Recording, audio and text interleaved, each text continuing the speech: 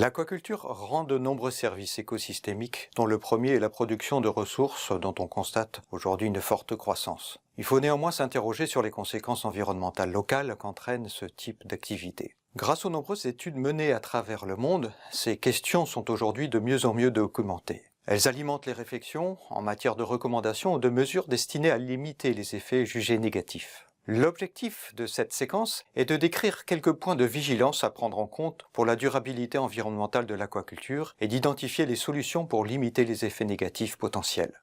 Nous ciblerons cette séquence sur 3 points: l'introduction et la dispersion d'espèces d'intérêt aquacole, les rejets minéraux et organiques et enfin les pathogènes et produits vétérinaires.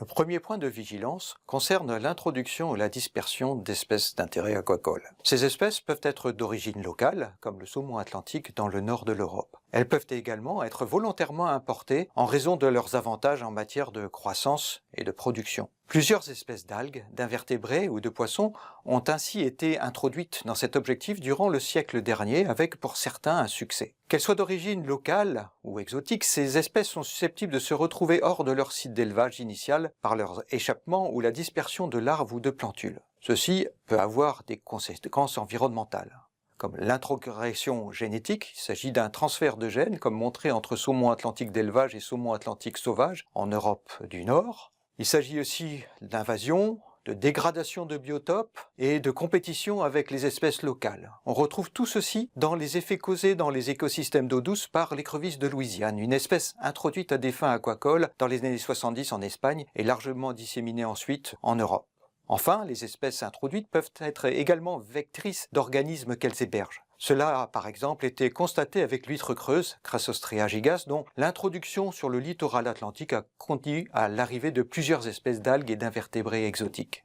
La limitation des effets présentés dans ce premier volet passe par un certain nombre de recommandations. Sensibiliser les aquaculteurs aux risques liés aux importations et dispersions non contrôlées, adapter l'équipement et les structures aux conditions hydrodynamiques de site pour éviter les échappements, s'appuyer sur des stocks indigènes et locaux pour limiter l'introgression génétique, promouvoir des zones sanctuaires où les activités aquacoles sont interdites et suivre les procédures de réglementation et d'intervention édictées par les instances régionales, comme on le voit ici pour le saumon écossais. Enfin, il faut noter que l'introduction dans l'Union européenne d'espèces exotiques à des fins d'aquaculture est aujourd'hui régie par des textes réglementaires pour se prémunir d'éventuels effets néfastes. Un deuxième point de vigilance concerne les rejets minéraux et organiques liés à l'activité aquacole. Pour atteindre les rendements et répondre à l'attente en matière de fourniture de denrées, l'aquaculture s'est densifiée par une augmentation des concentrations d'organismes en élevage. C'est le cas des filières dépendant des ressources alimentaires produites par le milieu, comme la conchiliculture. C'est encore davantage le cas des filières à apport alimentaire extérieur dans des élevages plus ou moins intensifs, comme les crevettes ou les poissons. Schématiquement, les rejets dissous, issus de l'excrétion urinaire des organismes et riches en composés azotés, seront utilisés par le compartiment planctonique. Les rejets particulaires et solides, issus de la production des fesses et pseudofesses pour les bivalves et d'aliments non consommés pour les poissons et les crevettes, auront tendance à se déposer sur le fond et être utilisés par le compartiment benthique. Les rejets dissous et particulaires stimulent la productivité de ces deux compartiments. Si cet apport minéral et organique est en excès par rapport à la capacité du milieu, notamment en termes de disponibilité en oxygène, cela peut conduire à un phénomène d'eutrophisation, symptôme de détérioration du fonctionnement de l'écosystème. Ceci est particulièrement visible au niveau du fond. Les rejets minéraux et organiques sont une préoccupation pour laquelle des recommandations ont été émises et des mesures ont été adoptées pour limiter les effets sur l'environnement. La réduction des densités d'organismes et le choix de sites appropriés, notamment en termes de courantologie, sont les premières pistes. Une autre piste concerne l'aliment administré. En augmentant son appétence et sa digestibilité, en ajustant la distribution au rythme alimentaire, au-delà de la diminution des rejets, cela conduira à l'épargne d'une ressource qui devient de plus en plus coûteuse pour l'éleveur. Une autre piste concerne la récupération des déchets alimentaires et des rejets fécaux et leur traitement par différents dispositifs, comme les filtres rotatifs, qui sont aujourd'hui couramment positionnés à la sortie des piscicultures en eau douce. Ces rejets sont aujourd'hui inscrits dans des cadres réglementaires en France, notamment celui des installations classées pour la protection de l'environnement ou ICPE. Enfin, une autre piste de limitation est liée à l'utilisation de ces rejets comme ressources nutritives. On le voit ici dans le schéma de principe de l'aquaculture multitrophique intégrée, ou AMTI, où des espèces aquacoles s'alimentent sur les rejets dissous ou particulaires issus d'une pisciculture. Une partie des rejets pourra donc être utilisée et retirée du milieu à travers la récolte de ces espèces considérées comme extractives. L'aquaponie relève du même principe, avec des rejets dissous qui sont cette fois utilisés par des végétaux terrestres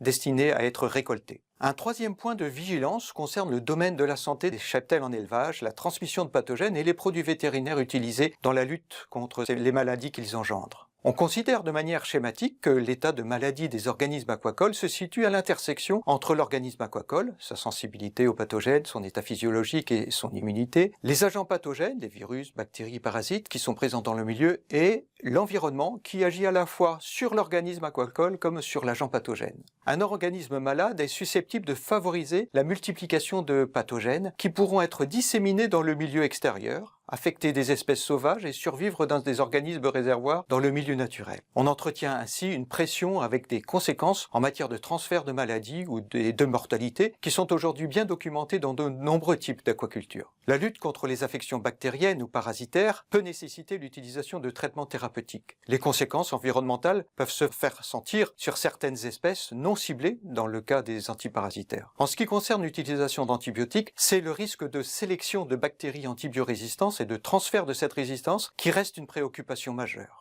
Un certain nombre de recommandations et de mesures sont aujourd'hui préconisées pour limiter les effets sur l'environnement. Cela touche avant tout sur la prévention des maladies, évitant ainsi la dispersion d'agents pathogènes, comme le rejet de produits vétérinaires dans l'environnement naturel. Les conditions d'élevage et le bien-être des organismes en termes de densité, de qualité de l'eau, d'alimentation et de manipulation sont à prendre en compte. L'hygiène des installations et les mesures zones sanitaires, comme la séparation des classes d'âge, les jachères et l'augmentation des distances entre élevages sont également préconisées.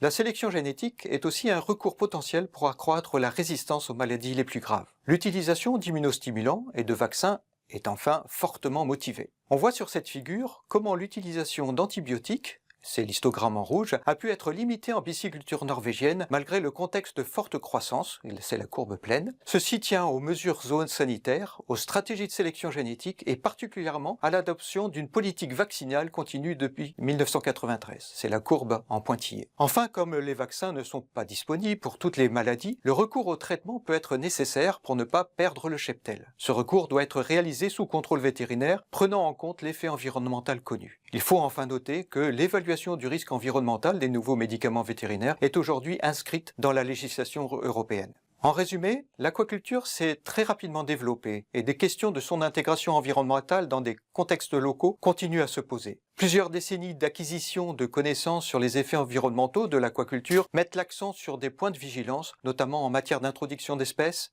de rejet et de transfert de pathogènes. En réponse aux effets connus, des mesures, des recommandations et des réglementations sont aujourd'hui proposées. Leur élaboration et leur mise en place devront se poursuivre à la lumière des progrès des connaissances pour promouvoir un développement éco-responsable de l'aquaculture.